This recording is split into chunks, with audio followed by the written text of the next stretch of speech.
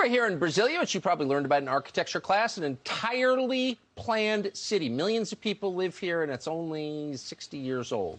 We're the presidential palace. Peacocks and ostriches wandering around the grounds.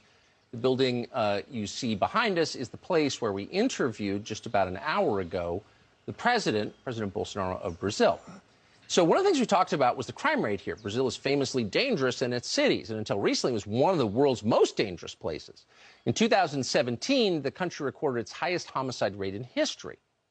Then, when he took office, and 2 years later, Bolsonaro did something that in the United States he would have been criticized very strongly for on CNN. He loosened Brazil's gun restrictions.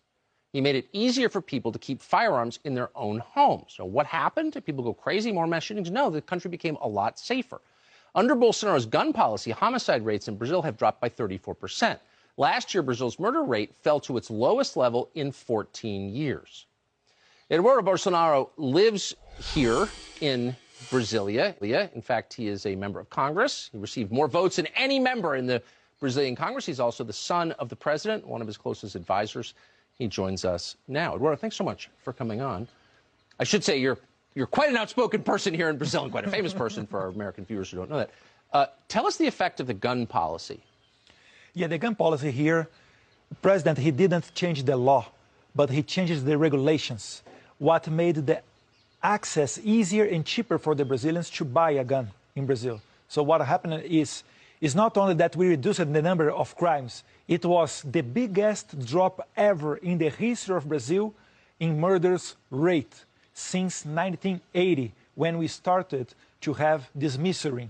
So Brazil is safer, thanks God, because of this policy. And if you look here in a neighborhood, in Venezuela, for example, it's forbidden to do trades, to sell and buy guns since 2013, and Caracas became the capital that is the most, the number one in the world when you talk about murders.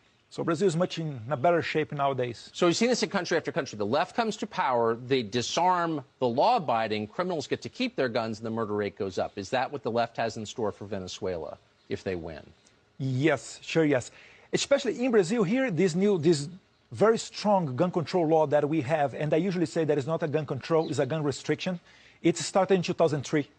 And since then, they promised to us that the number of the crimes would reduce. But in fact, year after year, we had a new record of number of murders. So for the first time, like in decades, that we are looking again, year after year, the murders coming down is now since 2019, when Bolsonaro took office and started his new policy about the guns.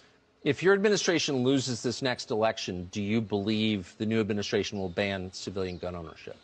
Sure, yes. There is no doubt about that, because former president and former prisoner Lula, he's talking about that openly, that he will take back again all of the guns that Jair Bolsonaro, like during the Jair Bolsonaro administration, was sold. So he will do that. Amazing. Align with China, adopt their domestic policies. We've seen this before. Eduardo Bolsonaro, thank you so much. Thank you very much, Dr.